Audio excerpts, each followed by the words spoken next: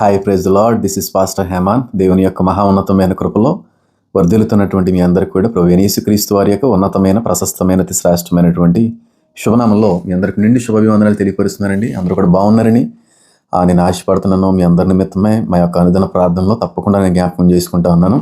అయితే ఇరాన్ ఇజ్రాయెల్కి మధ్యన జరుగుతున్నటువంటి ఆ యుద్ధం ఇంకా తగ్గుముఖం పడుతుంది, ఎంతో కొంత చల్లారిపోయేటువంటి అవకాశం ఉంది అని అనుకుంటుంటే రోజు రోజుకి కూడా ఉద్రిక్తం అవుతుందే తప్ప ఎక్కడ కూడా తగ్గుముఖం పట్టేటువంటి పరిస్థితులు అయితే ఏం కనబడట్లేదండి.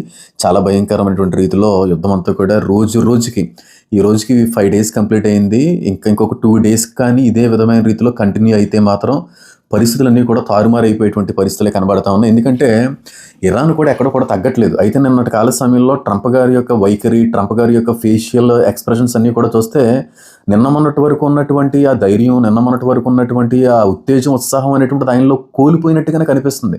ఎందుకంటే ట్రంప్ గారు ఇరాన్ మీద అటాక్ చేసేటువంటి దానికంటే కూడా ఎన్నో దేశాల మీద ఆయన అటాక్ చేయడం, ఆ మధురో అనేటువంటి వ్యక్తిని క్యాప్చర్ చేయడం అనేటువంటి విషయం కావచ్చు, ఇంకా చాలా విషయాల్లో ఆయన చాలా ఈజీగానే అన్నిటినీ కూడా గెలవగలిగాడు. కానీ ఈ విషయంలో మాత్రం పాత గొడవలో పాత వారిని ఎలాగైతే మనం లోబరుచుకున్నామో అదేవిధంగా వీళ్ళు కూడా లోబరచబడతారని అనుకున్నారు, ఏంటో తెలియదు. కానీ నేను కూడా ఎక్స్పెక్ట్ చేయలేదండి. ఎందుకంటే మెయిన్ సుప్రీం లీడర్ అనేటువంటి వాడే అజాసినేట్ అయిపోతే ఖచ్చితంగా సంప్రదింపులకో లేకపోతే కాంప్రమైజింగ్ డీల్కో ఏదోటి వచ్చేస్తుంది.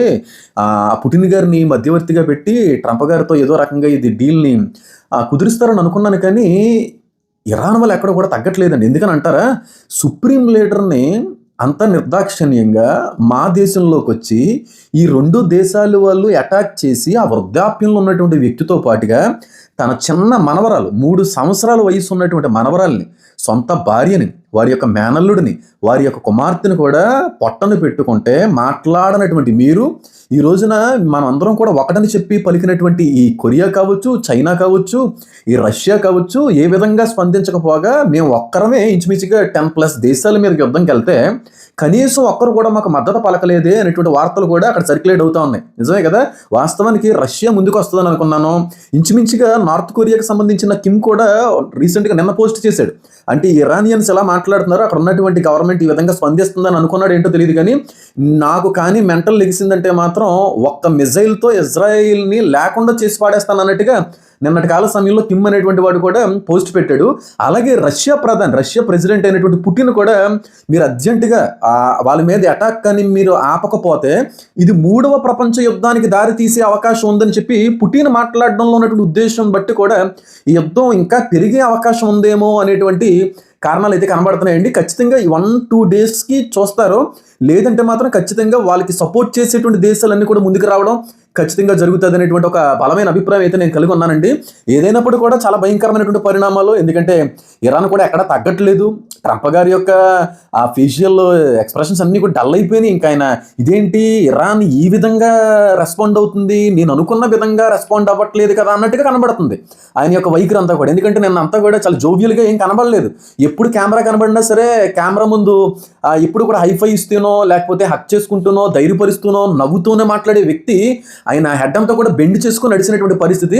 అయితే ఇరాన్ నుంచి కొంత వరకు వార్త వచ్చిందని, అయితే ట్రంప్ గారు ఇప్పటికీ అది లేట్ అయింది, నేనైతే మాత్రం ఊరుకునేది లేదు, big one is coming soon అంటున్నాడు ట్రంప్. ఇంతకంటే కూడా బలమైనటువంటిది ఒకటి మేము చేయబోతున్నాం అన్నట్టుగా కూడా ట్రంప్ గారు కూడా మాట్లాడుతున్నటువంటి మాటలను బట్టి కూడా ఈ యుద్ధం ఖచ్చితంగా చాలా భయంకరమైనటువంటి పరిణామాలకి దారితీస్తుందని చాలా పెద్ద అంచనాలు అయితే కనబడుతున్నాయండి. పైగా వీళ్ళు బెహ్రాన్లో యుఏఈలో ఉన్నటువంటి ఈ డిఫెన్స్ సిస్టమ్లన్నింటినీ కూడా పాడు చేస్తున్నారు ఇరాన్ వాళ్ళు వెళ్ళి. పైగా ఇప్పుడు హిజ్బుల్లా వాళ్ళు కూడా ఏమన్నా తెలుసా, మీరు చేసినటువంటి అటాక్ వల్ల మేము తీసుకున్న నిర్ణయం ఏంటంటే అమెరికా మీద చాలా పెద్ద దాడి చేయబోతున్నాం మేము అన్నట్టుగా కూడా వాళ్ళు వార్నింగ్ ఇస్తూ ఉన్నారు. ఇప్పుడు మెయిన్ విషయం ఏంటంటే ఇక్కడ ఈ అరబ్ దేశాలని బేస్ చేసుకుని వాడుకుంటున్నటువంటి ఈ అమెరికా దళాల యొక్క బేస్లన్నీ కూడా డిస్ట్రక్ట్ అయిపోతూ ఉన్నాయి, అటాక్కి గురైపోతూ ఉన్నాయి. పైగా ఎలాంటి రాడార్ను కొట్టారంటే ఇప్పుడు ఇరాన్ వాళ్ళు ఈరోజు మార్నింగే ఇంచుమించుగా ఈ ఒక్క రాడార్ అమెరికా వారికి సంబంధించినటువంటి ఈ ఒక్క రాడారు 150 కోట్లు అంటండి. 150 కోట్లు అంటే దీన్ని FPS 132 బలిస్టిక్ మిజైల్ అని పిలుస్తూ ఉంటారు. ఇది ఒక ఖతార్ బేస్లో ఉంచారు. ఇది ఏ మిజైల్ వచ్చినా సరే ఆకాశంలో ఉండగానే దాన్ని అక్కడ ఆపేసేటువంటి ప్రయత్నం, టెర్మినేట్ చేసే ప్రయత్నం చేస్తూ ఉంటారు. అలాంటి 150 కోట్లు విలువైనటువంటి రాడార్ని ఇరాన్ వాళ్ళు అటాక్ చేసి పాడు చేసేసి దాన్ని పూర్తిగా డిస్ట్రాయ్ చేసి పాడేశారు. ఈ విషయం ట్రంప్ వరకు వెళ్ళిన తర్వాత కూడా ట్రంప్ ఎక్కడ కూడా ఆగట్లేదు, ఎందుకంటే మెయిన్ బేసెస్ను పడుతున్నారు కనుక. ఇప్పటికే అమెరికాకి చాలా ఆస్తి నష్టం వచ్చింది, అలాగే ఆర్థిక నష్టం కూడా మామూలు ఎత్తులో అయితే కనబడలేదు. ఇంత అవ్వదు 1-2 డేస్లో ఏవో మిజైల్ ఖర్చులు ఇవన్నీ కూడా పోతాయిలే అని అనుకున్నారు. ఎందుకంటే ఒక్కొక్క మిజైల్ అయినా తక్కువేం కాదు కదండి. ఒక్కొక్క మిజైల్ అయితే 10 కోట్లు 15 కోట్లు కూడా ఉంది ఒక్కొక్క మిజైల్ ఖర్చు అయితే, దాని కాస్ట్ అయితే. ఇంచుమించుగా ఎన్ని మిజైల్స్ ఫైర్ చేశారు? 12 గంటల్లో 900 మిజైల్స్ ఫైర్ చేసింది B2 బాంబర్. 12 గంటల్లో 900 మిజైల్స్ ఫైర్ చేసిందంటే ఒక్కొక్క మిజైల్ తక్కువ చూసుకున్నా సరే ఎన్ని కోట్లో ఉంటుందో ఒకసారి ఆలోచించేయండి.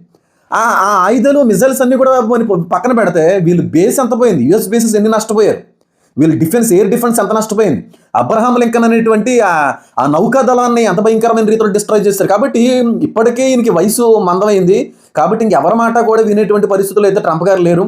కాబట్టి గట్టి నిర్ణయం అయితే తీసుకున్నాడని, big one is coming soon అనేటువంటి మాటలో కూడా ఖచ్చితంగా చాలా పెద్ద నిర్ణయమే తీసుకున్నారనేటువంటి విషయం అయితే కూడా కనబడుతుందండి. ఇంకొక విషయం ఏంటంటే, ఇరాన్ వాళ్ళు ఫుడ్ అండ్ అగ్రికల్చర్ ఎక్స్పోర్ట్స్ అన్నింటినీ కూడా బ్యాన్ చేసేసారు. నేను ఆల్రెడీ చెప్పాను, నిన్నటి కాల సమయంలో విడుదలైనటువంటి వీడియోలో కూడా నేను చెప్పినటువంటి విషయం ఏంటంటే, ఈ యుద్ధం కానీ ఇదే విధమైనటువంటి రీతిలో కానీ ఒకవేళ కొనసాగితే మాత్రం 100కి 100% ఫుడ్ క్రైసిస్ అనేటువంటిది వస్తుంది, ఫ్యూయల్ క్రైసిస్ అనేటువంటిది వస్తుంది, ఫైనాన్షియల్ క్రైసిస్ అనేటువంటిది వస్తుందని నేను నిన్నటి కాల సమయంలో కూడా మీకు చెప్పాను. కాబట్టి ఇప్పుడు ఇరాన్ బ్యాన్ చేసింది. ఇరాన్ నుంచి ఎక్స్పోర్ట్ అయ్యేటువంటి ఫుడ్స్ని, అగ్రికల్చరల్ సోర్సెస్ని, అన్నిటికీ మించి ఫ్యూయల్ సోర్సెస్ని కూడా అది బంద్ చేసేసింది. ఇప్పుడు అరబ్ దేశాల నుంచి వచ్చేటువంటి ఫ్యూయల్స్ కూడా ఆగిపోయేటువంటి అవకాశం ఉంది. ఆల్రెడీ అరబ్ దేశాలకు సంబంధించిన వారు కావచ్చు, ఇతర దేశాల్లో ఉన్నటువంటి వాళ్ళు కావచ్చు, ఇలాంటి క్రైసిస్ వస్తుంది అనేటువంటి ఒక అనుమానంతో ఆల్రెడీ ఫ్యూల్ అంతటినీ కూడా వాళ్ళు సోర్స్గా ఎక్కడో వాళ్ళు దాచిపెట్టుకుంటున్నారు అనేటువంటి వార్తలు కూడా ఎక్కువగా వినబడతా ఉన్నాయి. కాబట్టి చాలా భయంకరమైన పరిస్థితులు, చాలా భయంకరమైనటువంటి రీతిలో ఇవన్నీ కూడా చూడగలుగుతూ ఉన్నాం. యుఎస్ ఫోర్సెస్ మళ్ళీ ఇరాన్కి సంబంధించినటువంటి ఐరిస్ ఫాతే అనేటువంటి ఒక సబ్మెరైన్ కూడా డిస్ట్రాయ్ చేసేసింది. ఐరిస్ ఫాతే అనేటువంటి ఇరాన్కి సంబంధించినటువంటి ఒక సబ్మెరైన్ని వాళ్ళు పూర్తిగా డిస్ట్రాయ్ చేసేసారు. వాస్తవానికి ఇరాన్కి సంబంధించినటువంటి సబ్మెరైన్స్ సిగ్నల్స్కి దొరకలేదు నిన్నటి వరకు కూడా. అవి ఎక్కడున్నాయి కూడా అర్థం కాని పరిస్థితులు, మరీ డీప్గా వెళ్ళిపోయినటువంటి అంచనాలు అయితే కొంతమంది కలిగి ఉన్నారు. అలాంటి సబ్మెరైన్స్లో ఫాతే అనేటువంటి సబ్మెరైన్ కూడా వీళ్ళు డిస్ట్రాయ్ చేస్తారు. కాబట్టి అటు కూడా ఆస్తి నష్టం ఎక్కువ జరుగుతుంది, ఇటు కూడా ఎక్కువ ఆస్తి నష్టం జరుగుతుంది. కానీ ఎక్కువగా ఆస్తి నష్టం జరిగేటువంటిది మాత్రం అమెరికాకి సంబంధించినటువంటి బేసెస్కి మాత్రం ఎక్కువ నష్టం జరుగుతుంది. అలాగే ఇజ్రాయెల్కి సంబంధించినటువంటి విషయాల్లో కూడా చాలా ఆస్తి నష్టం జరుగుతుంది.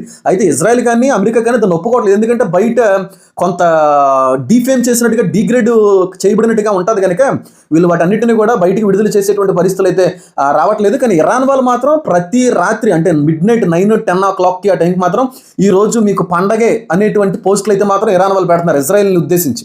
ఆ టెంపుల్ మౌంట్ని కూడా అటాచ్ చేయాలనేటువంటి ఒక ఆలోచనతో కూడా వాళ్ళు ఉన్నారు అనేటువంటి విషయం కూడా కనబడుతుంది. అలాగే మహమ్మద్ బిన్ సల్మాన్ కూడా తీవ్రంగానే రెస్పాండ్ అవుతున్నాడండి. ఆయన ఏమంటాడంటే, ఈ వారం చివరికి ఖచ్చితంగా పీస్ డీల్ అనేటువంటిది కుదిరే అవకాశం ఉంది. ఇరాన్ వారం చివరి వరకు కూడా ఆగే విధంగా లేదు, ఈ వారం చివరికి కానీ వాళ్ళు ఏమైనా శాంతి ఒప్పందాన్ని తీసుకుని వచ్చే అవకాశం ఉందేమో అని చెప్పి ఈయన కూడా మాట్లాడుతూ ఉన్నారు. కాబట్టి ఇవన్నీ కూడా చూస్తుంటే చాలా భయంకరమైన పరిణామాలండి, చాలా భయంకరమైన రీతిలో. కానీ మీకు తెలియనటువంటి ఇంకో విషయాలు కూడా చెప్తాను చూడండి.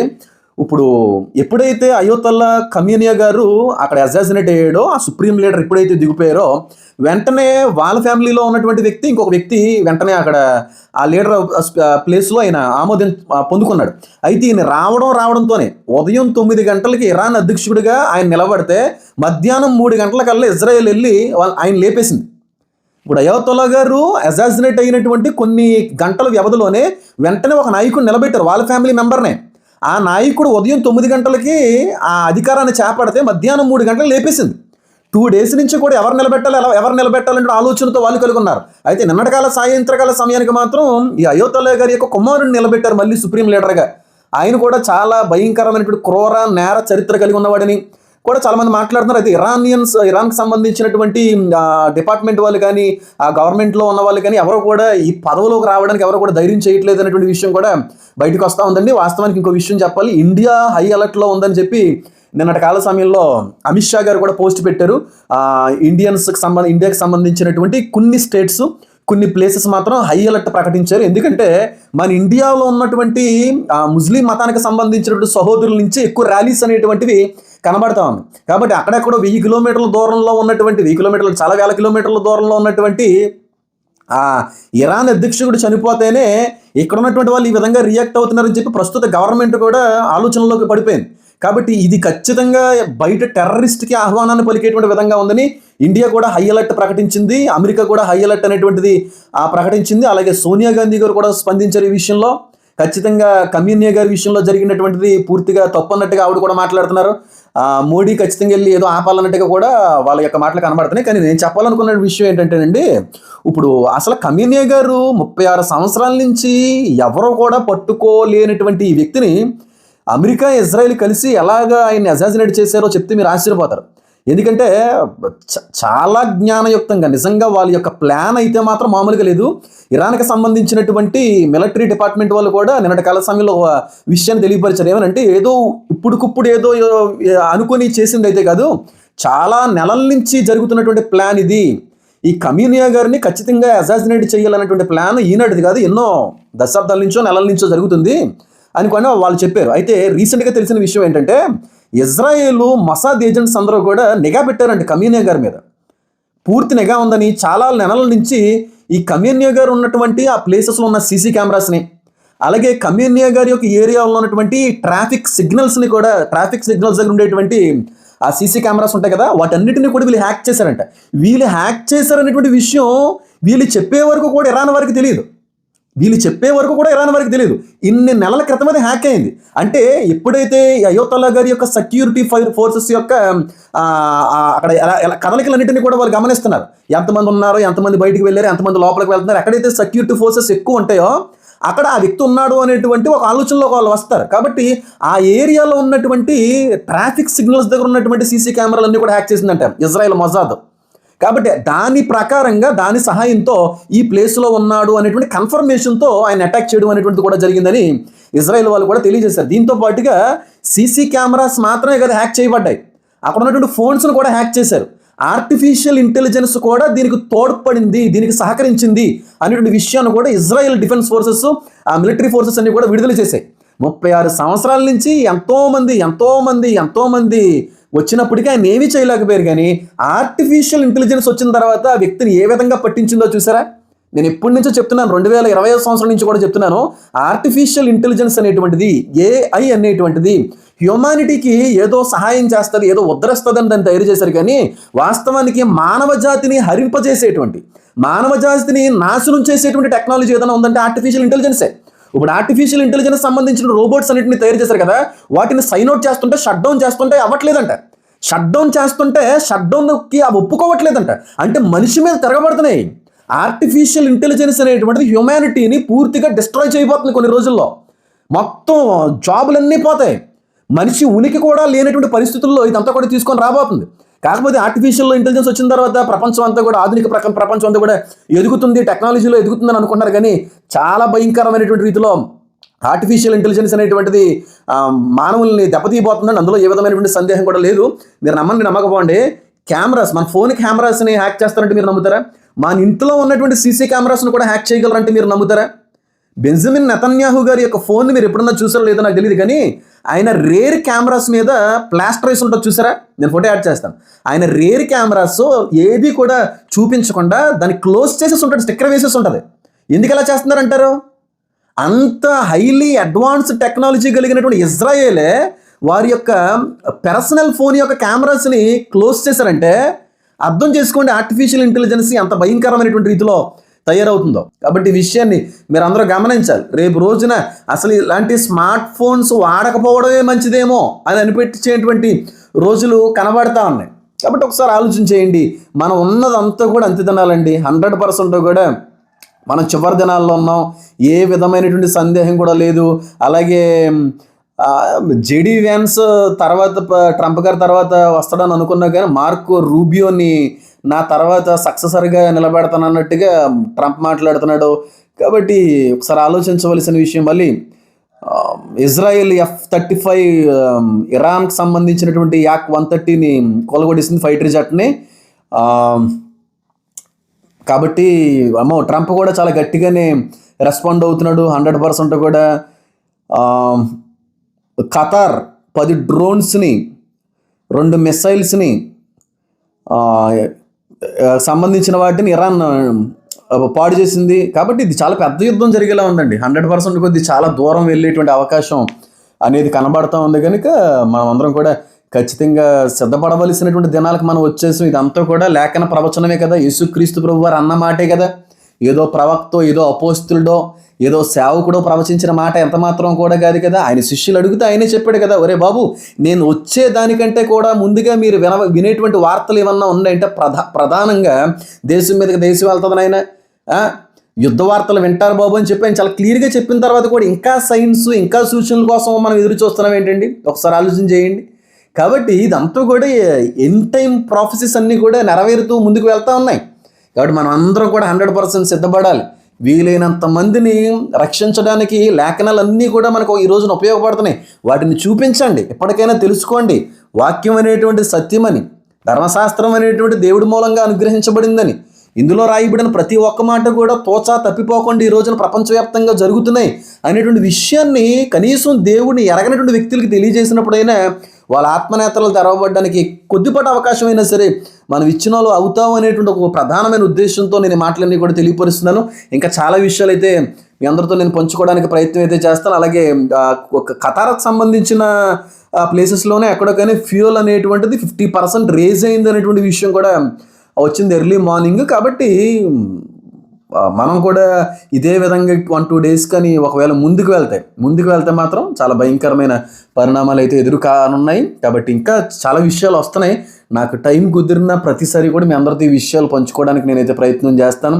సిద్ధపడండి. యేసుక్రీస్తు ప్రభు వారు మాత్రమే నిజమైనటువంటి దేవుడని, ఆయన మాత్రమే లోకరక్షకుడని, ఉన్నాడని, వచ్చాడని మనం గ్రహించాలని దేవుడు కోరుకుంటా ఉన్నాడు.